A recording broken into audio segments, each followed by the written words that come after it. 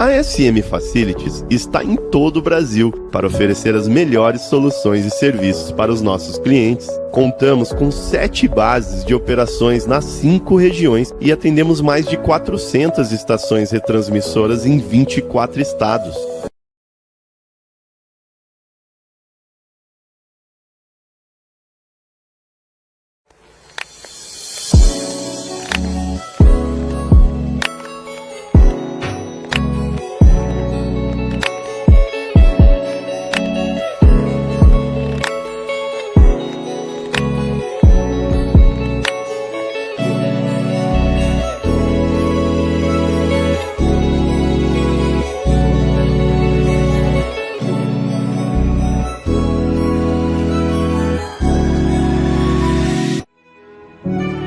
Transmitir.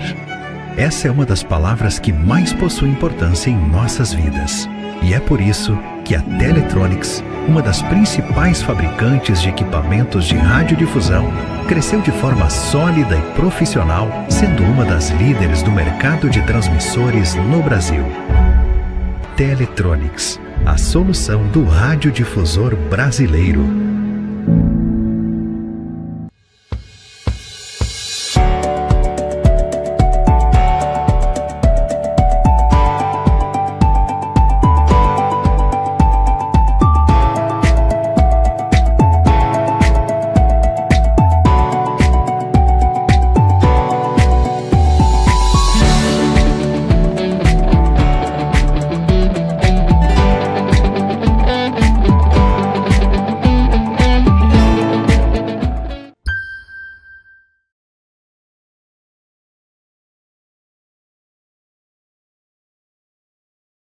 E o mercado audiovisual vive em constante mudança. A nova geração da TV, a TV 3.0 e o streaming ampliam as oportunidades de novos modelos de negócios e monetização. A tecnologia envolvida, adicionada ao hábito de consumo das pessoas, traz novos horizontes que serão abordados neste último painel. TV 3.0 e streaming, uma visão de tecnologia e mercado. Para isso, contaremos com a presença de nosso moderador, Carlos Fini, presidente da SET, e de seus convidados. Luiz Camargo, Media and Entertainment Business Developer Lead Google Brasil. Rosângela Wischer, diretora de Business Development Fibra Digital. Marcelo Moreno, professor associado SET da Universidade Federal de Juiz de Fora, a UFJF. E Igor Macaúbas, coordenador do GTOTT Video Streaming SET e diretor de plataformas digitais Globo. Sejam todos bem-vindos. Passo a palavra ao nosso moderador, Carlos Fini. Muito obrigado, Lívia. E agradecendo também toda a audiência da SET e a todos a oportunidade de poder retornar com esse assunto agora no Regionais Norte, né?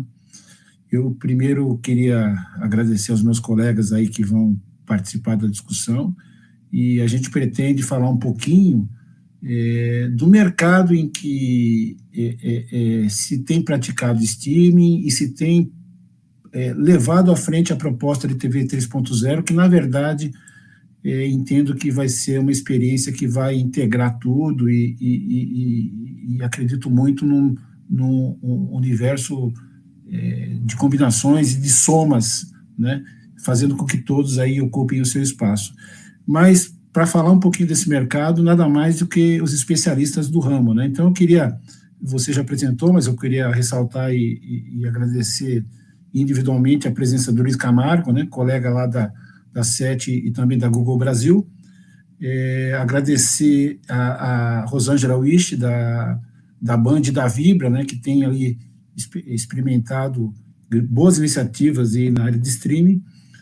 Também ao colega do fórum, Marcelo Moreno, o professor Marcelo Moreno, para nos contar um pouquinho da camada de aplicações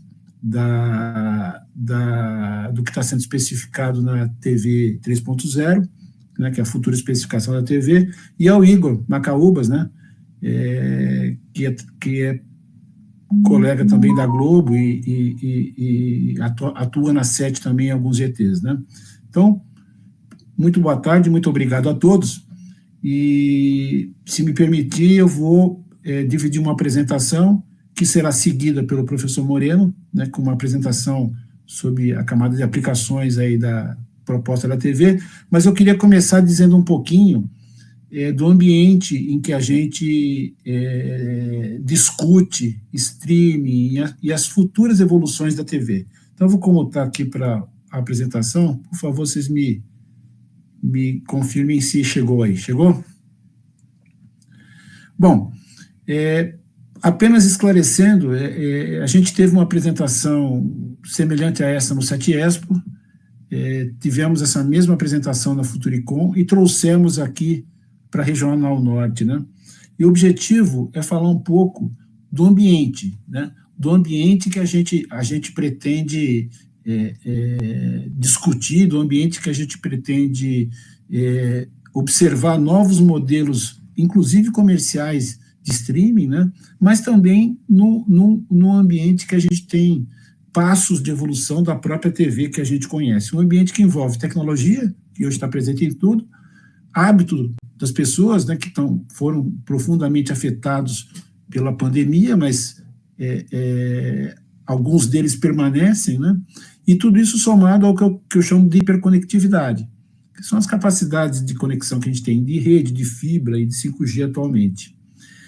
E, independente de qualquer evolução, a gente observa que o universo do streaming, ele mergulha e convive num ambiente de evolução de TV linear, né? Então, está plotado aí de uma forma bem simplista a evolução, desde a TV analógica, preto e branco, até a evolução que a gente tem hoje, que 2020, 2021, 2022, que é a TV chamada 2.5, que é a TV com capacidade de alguma interatividade, aonde a gente vai para a TV 3.0, que a gente entende que haverá nos próximos anos em uma implementação bem concatenada de explorar banda larga e sinal do ar. E isso também não deixa de ser um ambiente competitivo para as iniciativas de streaming que existem hoje. Ou seja, a TV vem de um modelo linear para embarcar junto com o streaming, e o streaming vem do modelo totalmente digital, de plataformas digitais, para estar ao lado da TV linear. E isso é uma tendência, mas não é a única tendência que a gente observa no mercado mundial. No mercado mundial, a gente observa alguns direcionamentos naturais aí, provocados por essas mudanças de hábito, conectividade e tecnologia.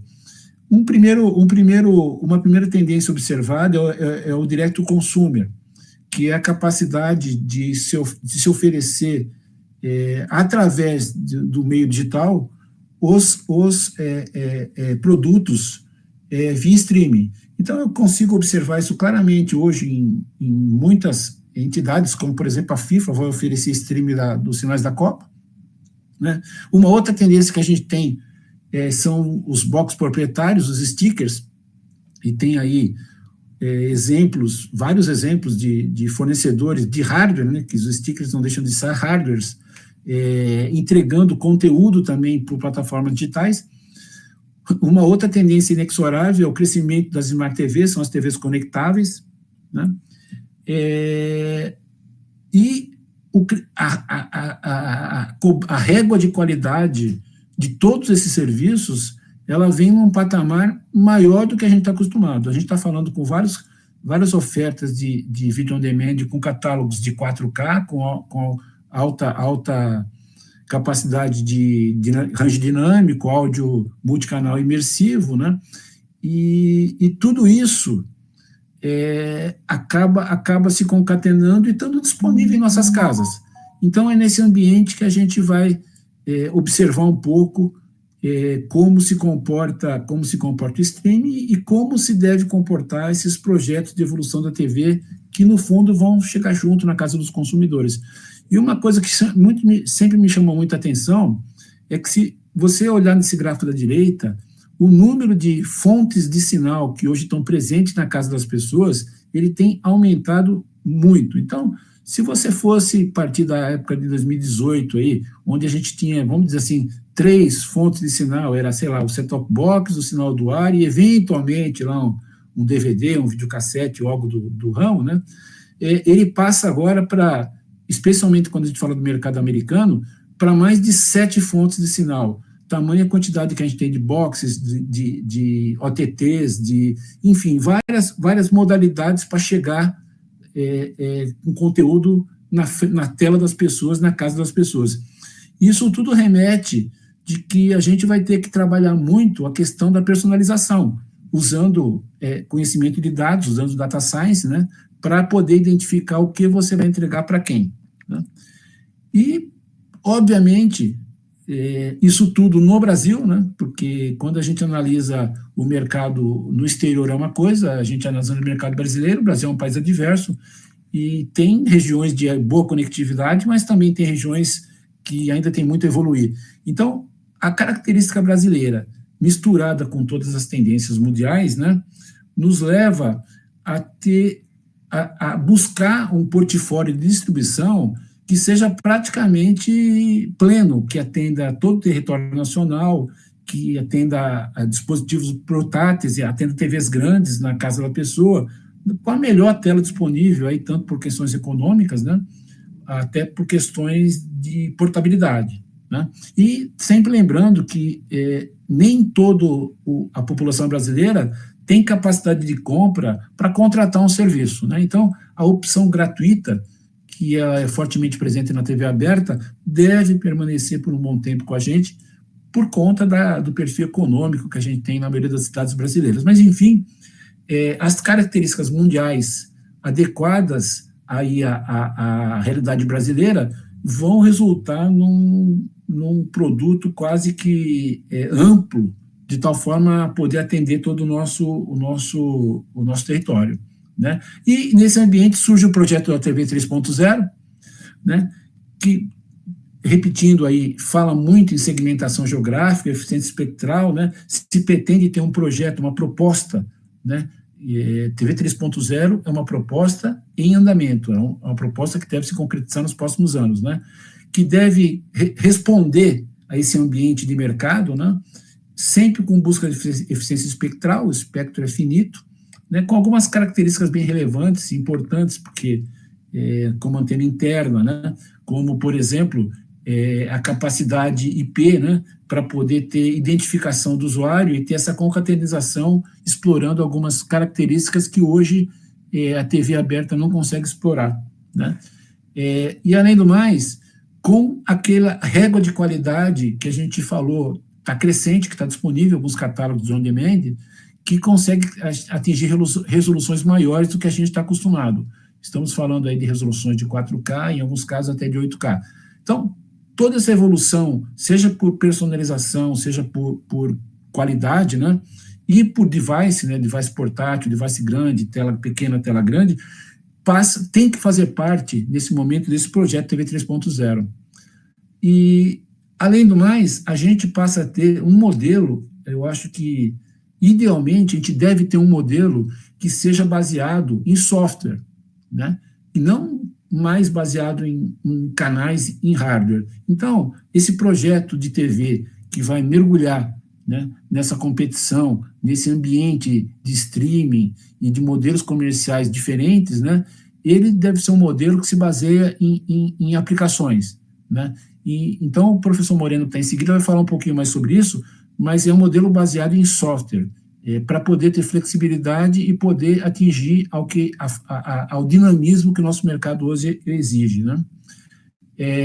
E só para concluir, o projeto de TV 3.0, que nasce nesse mercado, ele está dividido em 3 fases. A primeira e a segunda fase praticamente se esgotaram, que são a Call for Proposal, avaliações de testes estão em andamento em algumas fases ainda, tem testes complementares, e na fase 3 a gente passa por normatização, por algumas demonstrações e a parte de pesquisa e desenvolvimento, de tal forma que, em algum momento, né, por volta de 2024, 2025, a gente consegue ter esse projeto de TV 3.0 mais palpável aí nesse ambiente de consumo de mídia digital, que chega de várias formas da casa da pessoa, em um formato mais semelhante ao que a gente está acostumado hoje com os vários devices, com as diversas OTTs e tal. Enfim, essa é a visão macro aí do projeto, né? E eu queria passar agora a palavra ao professor Moreno, que vai falar um pouquinho do Application Layer da TV 3.0, para depois a gente voltar a falar de streaming. Ok, obrigado, Fini. Queria agradecer aqui o convite para a participação no SET Norte. Pois é, vou dar uma continuidade aí a essa introdução que Fini deu sobre como a TV 3.0 vai ter uma orientação a aplicações, né? Entre outros casos de uso que a gente está imaginando, né? Como ele falou ali na fase 1, fase 2, a gente fez vários testes, né, na TV 3.0, todos esses testes baseados em requisitos e os novos casos de uso que foram pensados, a gente elaborou vários requisitos e que tinham que ser preenchidos pelas propostas. Muitos deles realmente a gente está tendo que fazer pesquisa e desenvolvimento no ano que vem para poder ter a tecnologia necessária para conseguir endereçar cada um desses requisitos. Mas aqui o que a gente vai falar é mais realmente sobre essa camada para codificação de aplicações da TV 3.0, né? E como realmente a gente vai poder explorar essa nova camada para suporte a aplicações da TV de uma forma ainda mais avançada do que a nossa TV 2.5 fornece hoje, né? Que é a base em cima ali do chamado DTV Play, né? O que a gente tem hoje um suporte muito bom já, uma integração muito boa com a banda larga, né, das aplicações que são enviadas pelas emissoras ou que são trazidas a partir de um serviço na internet. Elas têm um suporte muito bom a streaming, né, também conectividade com outros dispositivos na casa das pessoas, tá? Mas a gente está partindo dessa base do DTV Play para definir, né, um conjunto ainda mais amplo que vai trazer uma integração total entre o que é enviado pela banda larga, o que pode ser realmente oferecido por serviços de banda larga, baseados em web, em streaming, né, junto com tudo que uma emissora põe de qualidade que ela pode pôr na sua transmissão broadcast pelo ar. Tá? Então, o modelo de referência que está sendo pensado para a TV 3.0, né, ele tem praticamente as mesmas camadas, né, da TV digital atual, tá? Um pouco diferente, a gente dá uma atenção muito especial à interface de banda larga hoje, tá? Tem que haver realmente um transporte de dados tal que a gente consiga integrar o que vem pela camada física, está mais à esquerda aí no slide, né? O que vem pelo ar, né, na transmissão aberta, com o que vem pela banda larga. O sincronismo entre os fluxos que podem vir de ambos as fontes, né? Tanto para termos de quê? De você ter um conteúdo que escala em qualidade, né? Num vídeo escalável, que você traz, né, um vídeo numa resolução máxima que a emissora consegue colocar no ar e traz camadas de enriquecimento capaz de alterar essa resolução e melhorar ainda mais, sem necessariamente ter que transmitir toda aquela alta resolução apenas pela banda larga. Tá? A camada de codificação de aplicações, como está aí na imagem, ela está acima de tudo e hoje, nas definições de requisitos da TV 3.0, as aplicações elas têm que conseguir manipular qualquer, né, conteúdo que as emissoras e seus parceiros colocarem, tanto no canal de broadcast, no canal over the air, como no canal da banda larga, né, nos serviços baseados na web, certo? E isso é importante dizer que a gente, claro, não vai entrar em detalhes das outras camadas, né, mas eu gostaria só de tocar um assunto, tanto que Fini trouxe isso, sobre como é que é interessante essa convergência IP que está acontecendo. Essa camada de transporte, da forma como está sendo definida para a TV 3.0, vai ser também IP na transmissão over the air, tá? Sendo IP na transmissão over the air, a gente pode adotar protocolos similares àqueles que estão adotados para os OTTs na banda larga, certo? E trazer essa integração ainda maior, tá?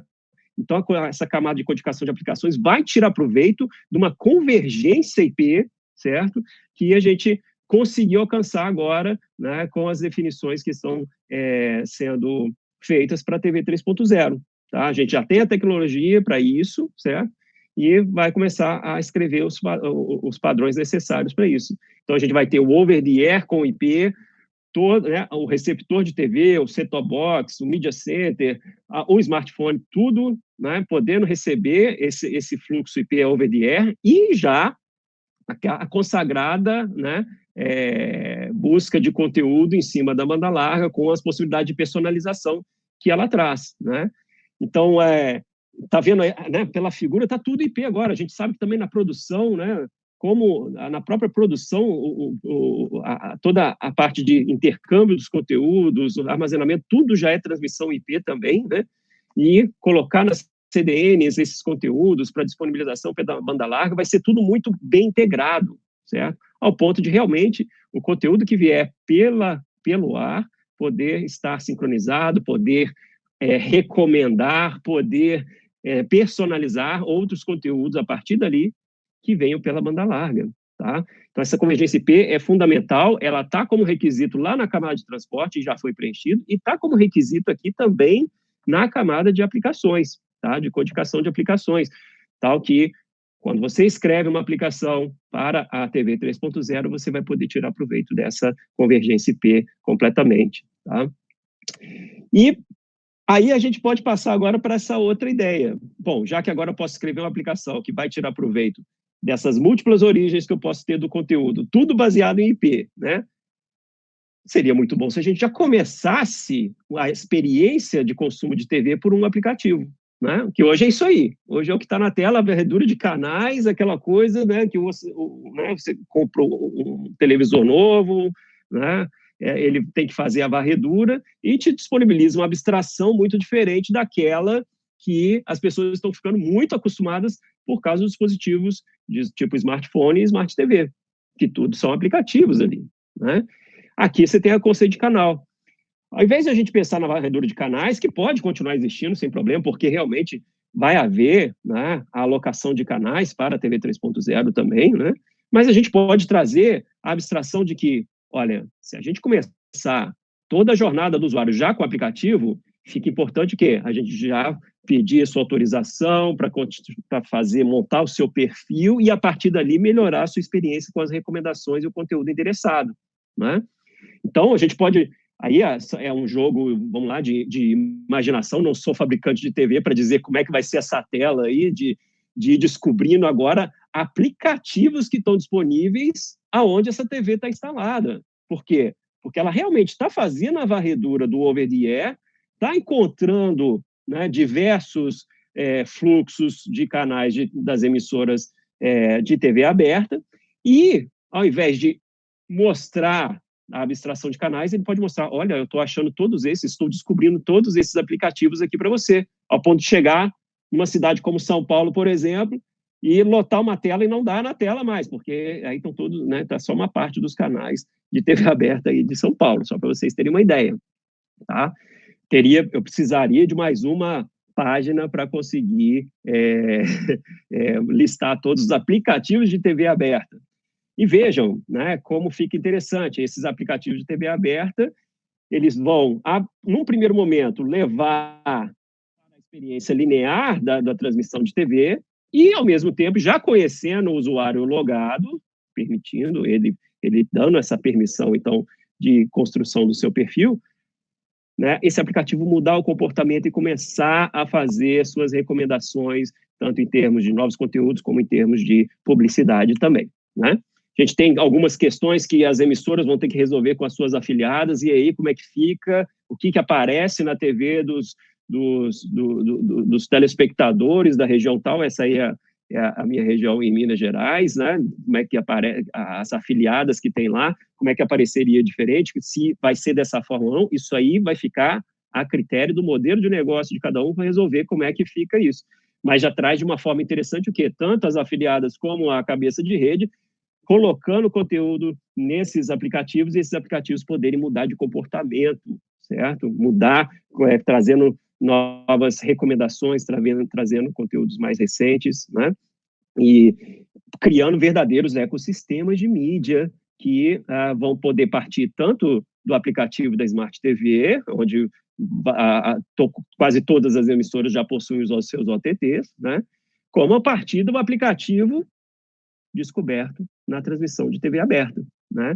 A gente tem uma coisa muito interessante, uma mudança de visão que, olha, vamos começar a fazer tudo ser orientado ao aplicativo, que dessa forma a gente já começa a conhecer melhor os nossos telespectadores, usuários, tá? É claro que para a gente pensar assim, essa descoberta de aplicativos tem que ser muito rápida, não pode ser aquela coisa, tem que fazer download de um monte de aplicativos, aí São Paulo tem 20, 30 emissoras, eu tenho que baixar 30 aplicativos. Não pode assim, não pode ser assim, né? Então, o que a gente enxerga é que vai haver um aplicativo inicial simples o bastante para quê? O telespectador foi lá, selecionou o aplicativo, ele começa a ver o conteúdo over the air, linear, já com as informações ali do que ele está vendo, né? Só que, se essa TV, né, tiver conectada, a gente pode enriquecer esse aplicativo com outros conteúdos, tá? No primeiro momento, é claro, pode ser que a emissora coloque uma outra versão, então logo o usuário seleciona o aplicativo inicial, né? A emissora tem uma versão nova daquele aplicativo sendo enviado pelo ar e já começa o quê? A trazer alguma personalização, né? Colocando a sua identidade visual ali, né? Claro que se a TV não estiver conectada à internet, o que vai ser um pouco estranho para uma próxima geração de TV 3.0, que a gente está pensando a partir de 2025, 2027, né? Vai ser estranho ela não estar conectada, mas ainda assim, né, já dá para ter alguma personalização que a própria emissora pode atualizar esse aplicativo da onde parte a jornada do seu telespectador, tá? Então, essa aí é a emissora aí da TV Academia, né? E ela o aplicativo está até avisando, olha, se você te conectar à sua TV, você vai ter acesso a todo um novo conjunto de conteúdos que eu vou trazer para você, tanto para enriquecer esse que você está assistindo, tá? É o caso aí do segundo quadrinho aí, mais abaixo, que é, olha, eu transformo aquele vídeo que estava vindo em 4K pelo ar em 8K, porque eu venho com uma camada de enriquecimento pela banda larga. Eu recomendo aquilo que eu sei que esse usuário vai querer, que também eu tenho no linear, tá? Mas eu estou só oferecendo na banda larga, eu não ofereço no over the air. Ou ainda vários conteúdos já como vídeo sob demanda já gravados e disponíveis ali, né? Tudo com também o espaço não só para recomendação dos conteúdos, mas também para a propaganda endereçada também, né? Então é isso, vai dar para criar esse tipo de ecossistema de mídia, tudo convergindo para o IP ainda por cima, tá? A experiência começando no aplicativo e a convergência para o IP, acho que são dois requisitos aí muito interessantes, né, para esse painel aqui, para a gente poder discutir essas novas possibilidades, tá? Eu só vou listar rapidamente, para eu não tomar muito tempo, outros requisitos que estão sendo pensados, né, de novas interfaces avançadas do usuário, de ter comandos com voz, e ao mesmo tempo com a voz ter o gesto também, então do tipo, né, o telespectador vai lá e fala, eu quero dar zoom naquela região, ele aponta para a região na tela, fala que quer dar zoom, e vem lá um zoom, porque está em 4K, um zoom em 1080p, e que ele pode assistir uma parte ali do campo que ele estava mais interessado, né? E ainda comandar várias funções de aplicativos interativos, isso algo que a gente já conhece muito bem, né? Só que agora com essas interfaces avançadas do tipo comandos por voz, gestos, né? E uso também de dispositivos móveis, tá? Para fazer também esse controle, tudo integrado ali com o receptor de TV, tá? Mais alguns também, rapidamente aqui, efeitos sensoriais, tá? Tem muita pesquisa em conteúdo imersivo, que a gente está colocando ali como requisito, já tem as tecnologias necessárias nesse caso, tá? O áudio imersivo 3D, baseado em objetos, é um caso, a possibilidade de integrar dispositivos de internet das coisas, que a gente tem controle de iluminação, controle de temperatura, ações, efeitos de vento, se for necessário, dá para colocar para um ambiente inteligente, como uma casa inteligente, como uma sala de aula inteligente, para trabalhar junto com o conteúdo, para quê? Para trazer ainda mais efeitos sincronizados com aquilo que está passando, né, no receptor de TV, né? Então, é um novo conjunto de requisitos aí também que a gente está perseguindo na TV 3.0, e mais, acabou de aparecer aí, né, o Head Mount Display ali, né, o óculos de realidade virtual, também é outro requisito que está na TV 3.0, a integração com conteúdos de realidade virtual, tá bem? Então, era isso, para a gente não tomar muito tempo aqui do painel, tá? É claro que a gente tem muitos outros requisitos que eu gostaria de trazer, mas eu acho que o formato aqui vai ser bem legal, porque a gente está bem focado num assunto específico, tá? E aí, passo de volta aí, Fini. Obrigado aí pelo convite novamente. Nada. Eu que agradeço, Moreno. Muito, muito legal e muito empolgante a tua apresentação. Eu agradeço. Mas eu queria ouvir os colegas, né? Porque o projeto de TV 3.0 nasce imerso no universo de plataformas digitais de streaming, né? Então, eu queria ouvir os colegas, especialmente aí a Rosângela, que vem desse mundo, né, de TV aberta e tem boas iniciativas digitais, né?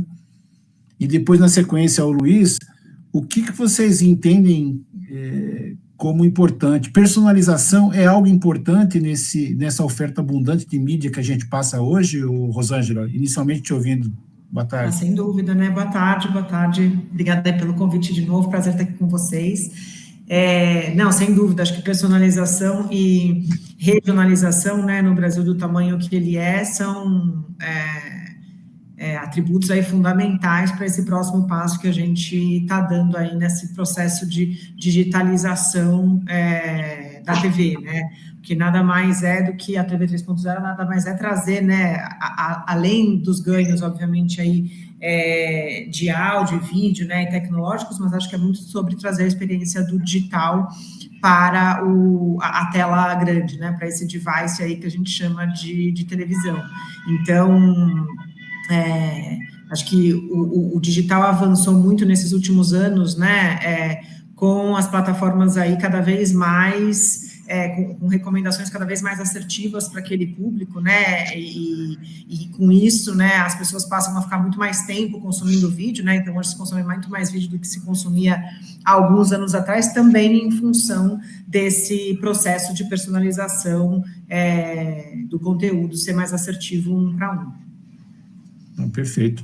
E, Luiz, obviamente, para você poder personalizar, você tem que conhecer essa audiência, né? Conhecer esse usuário, vamos dizer assim, em jargão mais de internet, né? O que você pensa? A Google domina e tá mergulhada na questão do Analytics, né? Então, eu queria ouvir de você, Luiz, qual a tua opinião da importância do Analytics aí, das análises, né, de comportamento e dados nessa personalização, e depois ouvir também o Igor, né, porque temos a experiência Globo aí do Globoplay, a busca da personalização através do ATT, né, então eu queria ouvir vocês dois. Luiz, por favor, qual a tua visão de Analytics para personalizar o conteúdo? Felipe, primeiramente, boa tarde, obrigado pelo convite. Eu acho que não é uma particularidade do Google em si, né? Eu acho que é uma necessidade do consumidor, né? A gente, como consumidor, busca conveniência e uma boa experiência em qualquer coisa que a gente vai consumir. E, obviamente, quando a gente escuta o Moreno falando sobre os benefícios que a TV 3.0 vai trazer, né? De você conseguir transportar o ar para a internet, e com a internet você trazer a capacidade de conhecer a jornada do consumidor, isso traz para a gente uma capacidade maior de dar para o consumidor final o que ele está buscando, o que ele está procurando, a plataforma que ele quer consumir. Então, eu acredito muito que a gente compete todo mundo, né? A gente está pela atenção do consumidor, que somos nós. Então, quanto mais personalizada e mais segmentada é a experiência que você dá para o seu consumidor, maior a chance desse consumidor continuar consumindo aquele conteúdo que ele está assistindo. E trazer isso para o ambiente de televisão, para mim, ele é fundamental. Então, eu concordo com o que a Rô falou, de que a experiência que novas tecnologias vão trazer para que a gente tenha uma experiência personalizada, ela é fundamental. Para mim, não é uma questão de se vai acontecer, de quando vai acontecer. E essa conversa aqui, ela está definindo para a gente que existe a tecnologia ela está aqui, né? Então, eu acho que a gente como coletivamente, como empresas, companhia e indústria, a gente vai começar a descobrir como que a gente vai personalizar isso para o consumidor final. E, com certeza, o conhecimento sobre o consumidor final é o que vai definir o nível de personalização e retenção que você vai ter no futuro. Perfeito, perfeito. Concordo contigo, a gente até falava antes da importância de receber conteúdos interessantes, seja esportivos, ou seja, não adianta eu receber uma enxurrada de conteúdos que não me são atrativos. Mas, Igor, você que está à frente ou envolvido no Globoplay, né? Como você vê essa integração de TV aberta e OTTs? O que você somaria nessa conversa? Opa, beleza. Boa tarde, pessoal. Muito obrigado aí pelo convite, Fina. É um prazer estar aqui novamente com vocês. Eu acho que vai acontecer uma mudança bem radical na forma como a gente monetiza os nossos conteúdos na TV aberta, né? A gente começou aqui na Globo usando uma tecnologia do Google chamada Dynamic Ad Insertion, onde a gente começa a fazer substituição dos anúncios no sinal linear da Globo na internet, de acordo com o perfil do usuário, de acordo com os cohorts, né, de agrupamento, de demografia, de faixa etária, de região geográfica. E a gente começou a perceber que é necessária uma mudança de paradigma na forma como as pessoas do comercial vendem os nossos anúncios, né? Onde vendem os nossos espaços publicitários. Na verdade, a gente deixa de vender espaço publicitário, né? Vender tempo, e a gente passa a vender segmento e performance, né? Então, eu não falo mais, eu vou te vender 30 segundos de break aqui no Jornal Nacional. Eu vou te falar, olha, eu vou atingir o target demográfico que você deseja, seja qualquer que seja esse target, e você vai comprar, sei lá, 100 mil visualizações dentro desse target, né? Então, acho que a TV 3.0 ela vai possibilitar, dado que a gente vai ter todo esse arcabouço de analytics, esse arcabouço de conhecimento do usuário nas mãos das empresas, ele vai possibilitar que a gente tenha uma mudança bem radical de paradigma na forma de monetização dos nossos sinais lineares. Perfeito. Boa abordagem. Outra análise que é uma tendência também e que permeia toda essa discussão do nosso mercado, né? De novo, né, na captura na disputa do espaço e atenção aí do telespectador, né?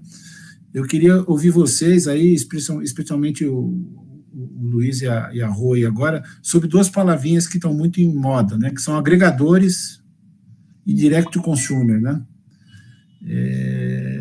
Qual a visão de vocês sobre a existência de agregadores, né? Empresas que passam a, vamos dizer assim, servir de hub, né? Para o direcionamento desses conteúdos, né? E também o bypass, né? Desses agregadores, é o direct to consumer, como aí, Rô, faz aí, a gente já conversou sobre isso, o aplicativo da Fórmula 1, o streaming direto da FIFA, né? Como vocês veem isso, Rô, e depois, Luiz, agregadores e direct to consumer? Acho que assim, acho que não dá mais para a gente viver o caos de aplicativos que a gente vive hoje, né? Muito difícil aí, acho que até o Luiz aí está à frente de Google TV, né? Que acho que talvez valha a pena mencionar, que, enfim, vem um pouco para ajudar a organizar essa bagunça,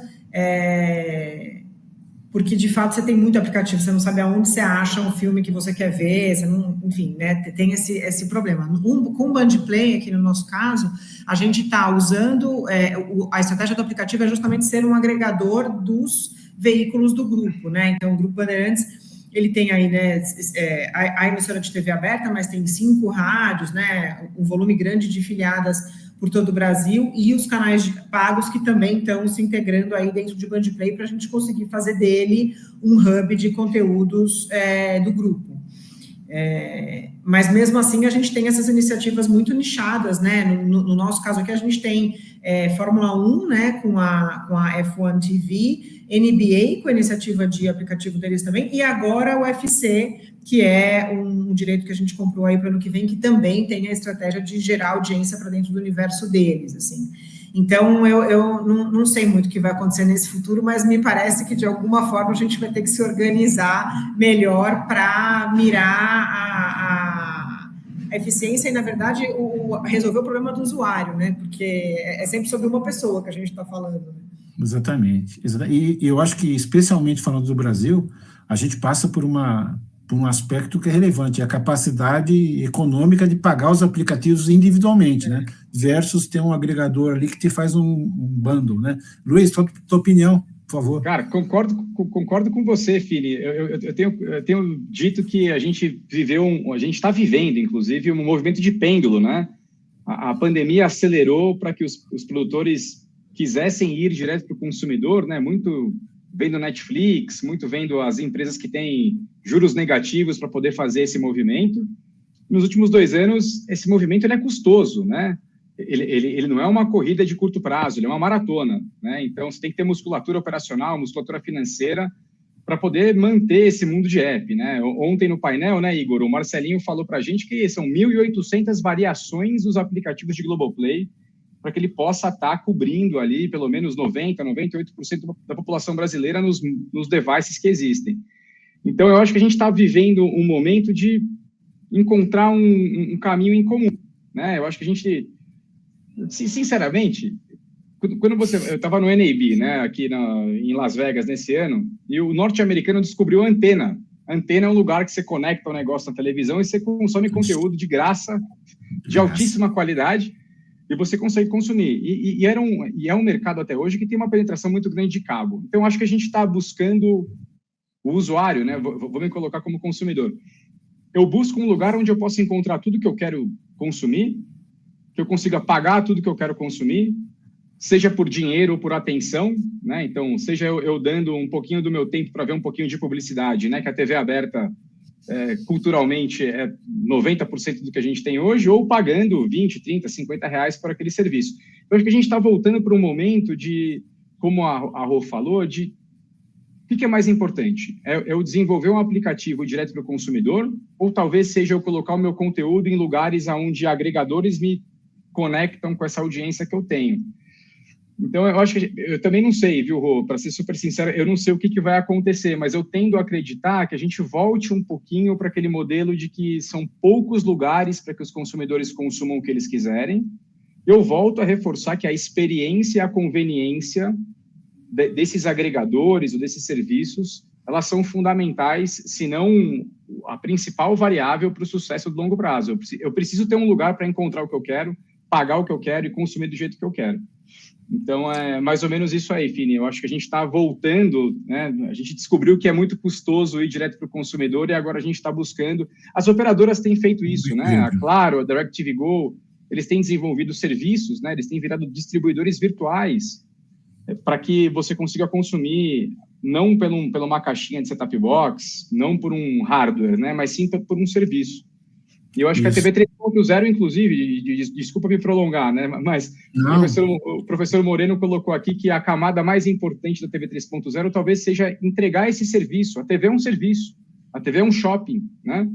Então, a TV é um lugar que você vai buscar o que você quer. Você pode ter uma loja dentro de um shopping, uma loja de rua.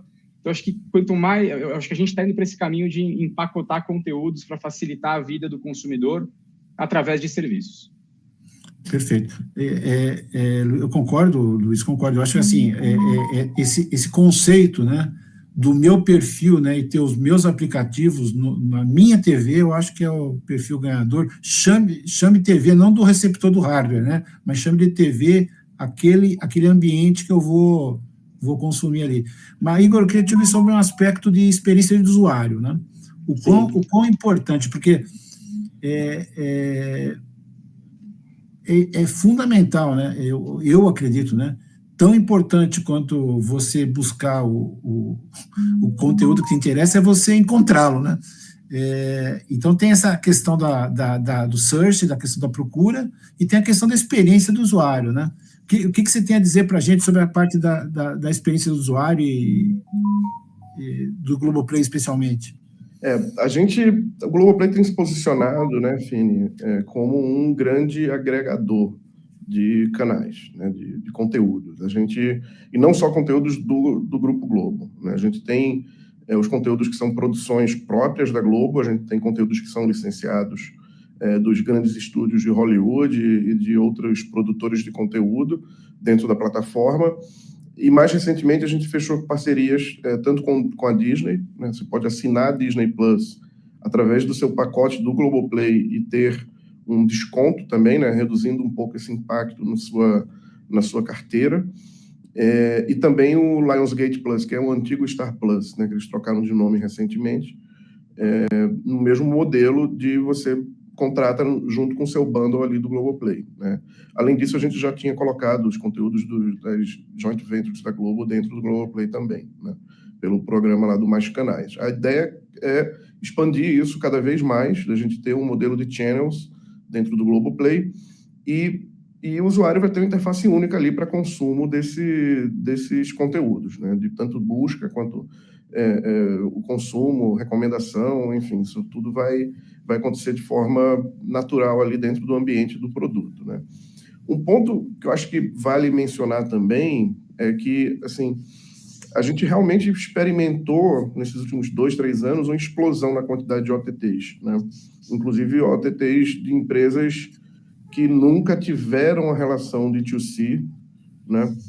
Se aventurando nesse ambiente, né? Então o cara fala assim, temos agora o OTT da FIFA. Cara, o que a FIFA sabe de consumidor? Quantas vezes eles já passaram um cartão de crédito de alguém para cobrar uma assinatura, né? Como é que esses caras vão conseguir lidar com o churn? Como é que esses caras vão conseguir lidar com a diversidade de devices que existem no mercado? Como é que esses caras vão conseguir lidar com a complexidade de você fazer distribuição de conteúdo num país das dimensões do Brasil, né? E aí, quem sofre no final é o consumidor. O consumidor ele vai assinar um serviço e no final ele vai ter uma experiência subótima, né? Uma experiência ruim. E eu acho que a consequência disso é que essas empresas vão começar a perceber, né, como o Luiz comentou, que a conta é alta, né? Quem não tem dinheiro infinito, né, o tal do negativo, né? O dinheiro infinito é uma das melhores coisas do mundo, né? O Google é uma empresa de dinheiro infinito, né, Luiz? Não acaba. Mas, enfim, quando não se tem dinheiro infinito, é muito difícil você fazer isso. Você olha o próprio caso ali do Disney Plus. O Disney Plus é um produto absolutamente deficitário que não tem nenhum panorama de dar lucro e retorno financeiro para a Disney nos próximos 5 anos. Né? Isso é público, eles falam isso nos earnings reports todo trimestre. Mas é um posicionamento da Disney, e a Disney é uma empresa de dinheiro infinito também, então os caras estão investindo pesado em solidificar, né, esse produto que em 2 anos conseguiu ultrapassar o principal concorrente aí em número de assinantes, né, o Netflix. Então, eu acho que tem esses aspectos aí que eu acho que são relevantes, e minha visão é que esse pêndulo vai voltar e a gente vai ter uma despulverização, digamos assim, né? Vai ter uma aglutinação desses conteúdos em agregadores, em produtos que estão mais solidificados no mercado. Perfeito. E eu vi, tem muitas perguntas vindo pelo chat, né? Mas tem uma que me chamou a atenção e, na verdade, eu estou fazendo uma composição da pergunta que veio no chat, né? Porque eu imagino o seguinte, né? E eu acho que nesse caso, talvez a Rô, o Luiz e o professor Moreno possam comentar, né? Uma vez que eu faço a minha experiência de uso baseada em hábitos, eu tendo a receber somente as ofertas daquilo que eu já consumi de alguma forma, né? Eu já passei por elas de alguma forma, né? O que me dá liberdade zero de mudar de opinião de vez em quando.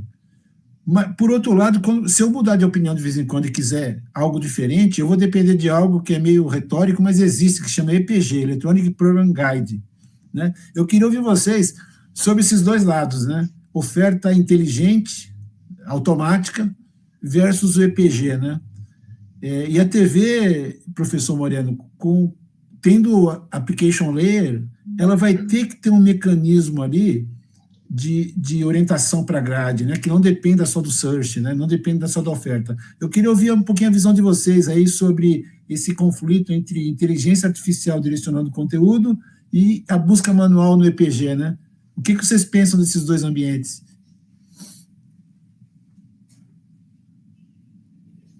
Eu acho que as opções têm que estar fáceis de serem encontradas pelos usuários, né?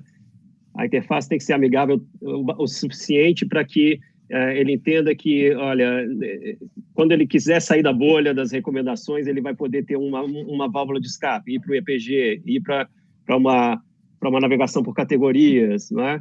Então, agora, o que preocupa realmente é o projeto de interface para isso, né? Como é que você faz com que a experiência de TV, que precisa ser simples o suficiente para o acesso rápido ao conteúdo, né?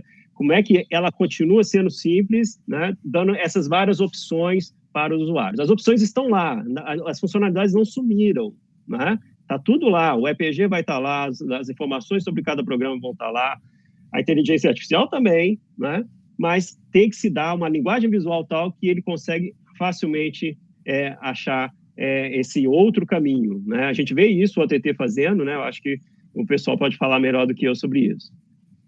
Rô, tua opinião sobre EPG versus oferta por inteligência artificial? Eu acho que o maior case aí de oferta por inteligência artificial tá na China ali, né? O TikTok e o Quai vieram assim para mostrar que recomendação é sobre ganho de volume de vídeos assistidos, né? Então, assim, quando você pega no short vídeo, né, a recomendação é assustadora, né? Você vê 6 vídeos curtos, o 7º já vem dentro da tua bolha e assim para todo sempre, né?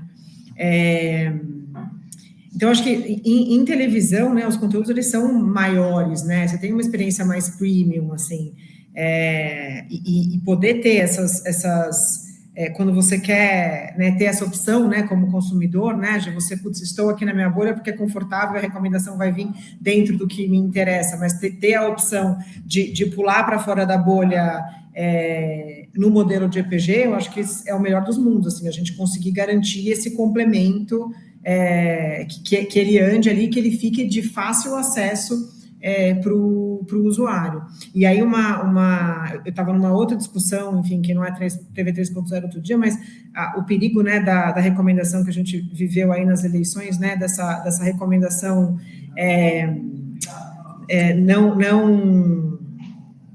não ser justa, né?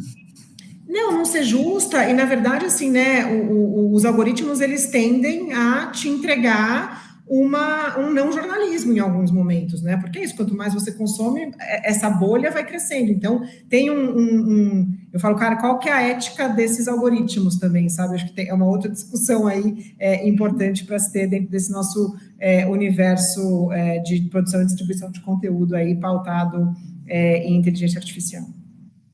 É verdade. Ou a gente acredita, ou a gente está arriscado no algoritmo, ou está arriscado no erro humano, né? Passa por esses dois aspectos. Luiz, qual a tua visão sobre esse ponto? Eu concordo com o professor Moreno e com a Rô. Eu acho que o algoritmo nunca pode sobrepor o consumidor, né? Então, eu concordo muito quando o Moreno fala que a gente tem que dar para o consumidor a opção dele sair daquele lugar e consumir o que ele quiser, né? E voltando à pergunta anterior, como que os agregadores têm essa importância, né? Eu acho que é a opção que você dá, né? Você não pode simplesmente colocar 4 muros em volta do consumidor e deixar que o algoritmo decida o que ele quer consumir. Você precisa, inclusive, provocar e promover para que ele tenha a opção de buscar outros conteúdos em outros lugares, né? Mas é uma pergunta muito difícil, viu, Fini? Porque... Mas é meu papel aqui, né, Luiz? Poxa. Não, mas eu concordo com a pergunta e com ambas as posições, né? Para mim, eu acho que o fator humano e o consumidor precisa decidir o que ele quer consumir.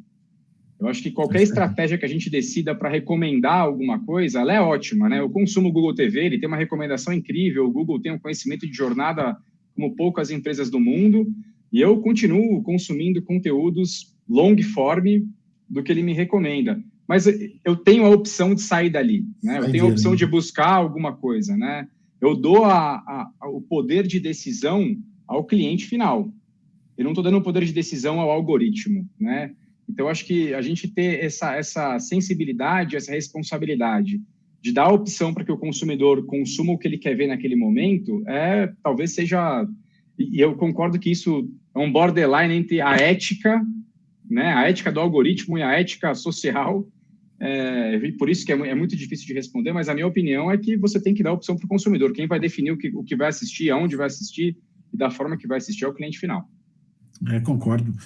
Gente, olha, tem sido ótimo, né? Porque não é a primeira conversa desse tipo que a gente faz e a gente já está chegando no final. Eu queria, se vocês concordassem, um fechamento, Igor, do que você acha importante desse momento de oferta de mídia, de mercado, de integração de streaming, de TV linear, de DTC, tudo isso que a gente falou, especialmente sobre a ótica do profissional.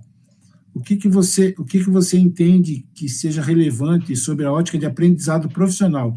Porque tudo isso tem acontecido nos últimos, vamos dizer assim, poucos anos, né? Então, não se tem ali uma formação, eu diria até adequada, né? Que recomendação você daria pelo tudo que você vê aí no mercado, em termos dos profissionais? O que você acha de importante, de relevante, de característica do profissional? Olha, eu acho que um foco muito grande ali em Analytics, né, e BI, né? Você procurar se capacitar e evoluir os seus skills dentro desse domínio de engenharia de dados, de análise de Analytics, né, de conhecimento ali até de estatística também, né? Porque no final termina sendo muito estatística que a gente olha para fazer previsão de comportamento, recomendação, né? Eu acho que esse é um cenário que vai mudar bastante o perfil dos profissionais que trabalham nas empresas de mídia, né? Quando a gente olha para uma empresa mais tradicional de mídia, a gente tem aquela editor, diretor, tem o pessoal de gestão de organograma, né? Conteúdo, né, vendas. Todas essas pessoas elas vão precisar cada vez mais compreender, entender e digerir dados, né? E a TV 3.0 ela vai acelerar isso de forma muito, muito incisiva. E se as pessoas não estiverem preparadas ou não vão conseguir aproveitar a potencialidade da TV 3.0 de forma plena, ou elas vão precisar correr atrás disso e se transformar. Eu acho que tem uma mudança ali até no skill set das pessoas que trabalham na indústria. Verdade, porque a TV é massificada, né, para grandes volumes, então tudo que se envolve TV é massificado. Qual a tua visão de relevância profissional, de perfil para esse movimento que está acontecendo no nosso mercado? Eu concordo com o Igor, acho que, enfim, Analytics e o time ali de Insights, né, começa a gerar um volume de informação para esse novo mercado, né, que o jeito de se fazer negócio vai precisar mudar, né? Então, o executivo de vendas não pode ser mais um vendedor, porque o cara tem que aprender a ler esses dados, entender que insights ele está tendo para ter uma relação diferente com o antigo anunciante, né? E aí a gente mergulha num universo de potenciais parcerias que até então não existia, assim, né? Acho que hoje a gente vive aí um contexto muito mais sobre criar parcerias e novos modelos de negócio do que trabalhar em universos concorrentes, né? Então, acho que tem uma mudança de mindset aí importante nas equipes desse backstage, sobretudo na frente de fazer negócio, porque a TV 3.0 também vai trazer possibilidades de você integrar, além de publicidade, né, serviços, produtos e outras camadas e outros layers aí de monetização dessa audiência que vai demandar muita criatividade. Verdade, tem que pensar mais nos pontos de ligação do que de desconexão, né? Professor Moreno, como de uma universidade, tua opinião é importante. O que diria para os profissionais nos próximos poucos anos? Interessante, claro, não vou me atrever a falar sobre o mercado em si, não sou um estudioso do mercado, mas o quanto essa necessidade de inovação, com tantas mudanças acontecendo, como é que isso tem trazido uma integração maior com a universidade, como é que tem trazido uma maior necessidade de pesquisa junto a nós, e como a gente está podendo discutir isso de forma conjunta o tempo todo. está muito diferente do que a gente viveu lá atrás, na TV 2.0, em que a gente trouxe todo um ambiente de interatividade que tinha sido criado a partir da academia e que ainda não tinha um time to market legal, ainda não tinha uma evolução tecnológica tal que realmente já desse para investir e produzir conteúdo interativo. E a coisa muda, porque o mercado, com tantas alterações, com a evolução que está acontecendo e tantas coisas ainda incertas que a gente não sabe todos os caminhos ainda, como é que essa conversa próxima com os grupos de P&D, isso está muito importante, né? Era isso que eu queria falar mais sobre essa parte aí de perfil profissional, de mercado. Eu acho muito interessante a gente poder estar caminhando junto nisso. Muito legal. Luiz, tua visão sobre a atuação profissional nos próximos anos? Eu tenho 2 pontos. Eu acho que a responsabilidade social da gente, a gente falou nisso no painel da FutureCon, né? Eu acho que a TV 3.0 é uma Ferrari, a gente precisa de piloto, né? E os pilotos, eles estão super escassos, né, no nosso ecossistema. Então, eu acho que a gente tem que incentivar a educação, a gente tem que incentivar e ter a responsabilidade de investir mais em educação na base, para que a gente possa ter piloto para pilotar essa Ferrari. Não adianta nada a gente lançar, né, e ter a TV 3.0 daqui a 2 anos sem ninguém para tirar da ideação para a execução, né? Então, eu concordo com todos vocês e eu acho que a gente tem que educar na base, cara. Eu acho que a gente tem que ter esse tipo de iniciativa nas nossas companhias para que a gente consiga ter profissionais e conseguir captar e recrutar profissionais que possam entender do que a gente está falando, né? E, sem dúvida nenhuma, a conversa de mídia há 3 anos atrás era de publicitário. Eu falo com o Igor isso direto, né, Igor? Você tem muitas pessoas, e isso na liderança, principalmente, Fini, e quem está escutando a gente tem que mudar o mindset da liderança. A conversa não é uma conversa mais só sobre negócios, é uma conversa técnica. A gente tem que entender tecnicamente o que é possível fazer com essa gama de possibilidades que a tecnologia traz para a gente poder gerar negócio. Então, do topo da cadeia à base da cadeia, eu acho que a gente precisa educar e ter responsabilidade social como empresas de conseguir trazer novos profissionais capacitados para poder tirar da ideação para a execução. Exatamente. E eu concordo com isso, Luiz, e eu só somaria agilidade nessa característica, né? Porque se demorar para fazer, já era. O problema já é outro, né? Ô, Fili, se eu puder falar, agilidade para mim vem de tecnologia, cara. Agilidade é a automação, né? Rapidez é um monte de funcionário fazendo coisas além do que eles precisam. Agilidade são processos que conseguem ser mais eficientes no final, né? Então, eu acho que a tecnologia, para mim, é a base de tudo, cara. Eu acho que não tem outro caminho que não seja você se aprofundar em assuntos mais técnicos, mesmo que seja mídia, né, que a gente esteja falando. Gente, muito legal. Olha, de novo, passou muito rápido. Foi muito prazeroso poder conversar com vocês assim. Adorei novamente, né? Então, eu queria agradecer, Rô, Igor, Luiz e Moreno, a primeira disponibilidade em nome da SET, em nome das pessoas que estão ouvindo. Eu tenho muitas perguntas que estão aí. Eu tenho certeza que a gente vai encaminhar por e-mail e vocês vão poder ficar à vontade para responder da forma que quiserem, né? Mas queria muito agradecer a vocês, além do tempo, uma coisa que eu acho fundamental, né? Compartilhar opinião, compartilhar informação, né? A gente tem que parar um pouco com esse mundo de isolar, de bloquear, de proteger, né? A gente tem que caminhar para essa discussão aberta e de compartilhar informação. Então, muito obrigado pelo tempo de vocês, agradeço de verdade, e espero que tenhamos mais painéis como esse juntos, tá? Certamente teremos mais oportunidade e conto com vocês. Muito obrigado. Obrigada e vou passar para vocês aí a Lívia de novo. Agradecemos a presença e a interação de todos. E para ficar por dentro das novidades e de toda a programação dos eventos da SET em 2023, acesse set.org.br e não deixe de visitar o portal de notícias da Revista da SET em revistadaset.com.br.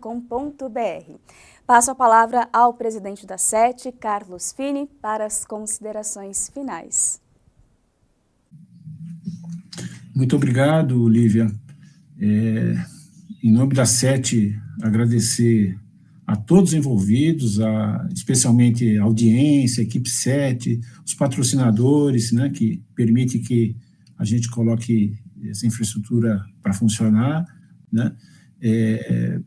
dizer que tem sido um prazer poder ver os assuntos relevantes que a gente tem discutido em todos os eventos da SET, inclusive nesse regional. Os assuntos que trouxemos e discutimos aqui são os assuntos do momento, de discussão de nosso mercado, do nosso ambiente, né? E dizer para todos que tenham a SET como algo parceiro, participem da SET, seja como associados, como grupo de trabalho, como patrocinadores, como audiência, né? O papel da SET é levar informação e compartilhar informação para todos. E eu espero que vocês tenham gostado desse SET Regional Norte, e espero poder contar com vocês nos próximos e nas atividades da SET. A todos, muito obrigado, em nome da SET, e nos vemos nos próximos eventos. Obrigado.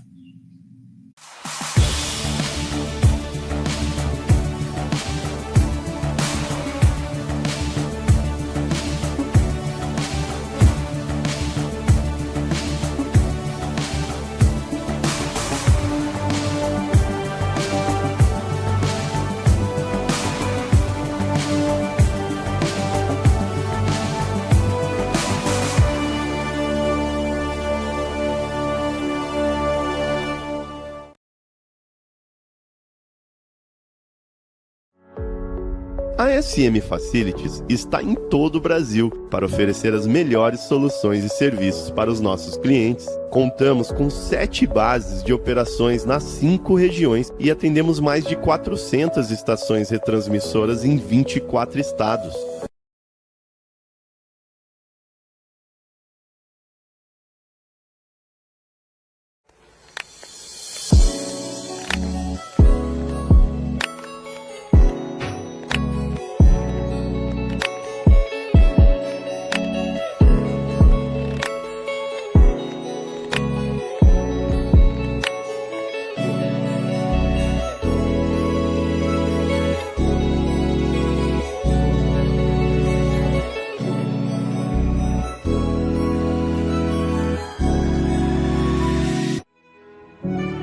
Transmitir.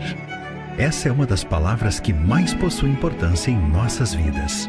E é por isso que a Teletronics, uma das principais fabricantes de equipamentos de radiodifusão, cresceu de forma sólida e profissional, sendo uma das líderes do mercado de transmissores no Brasil.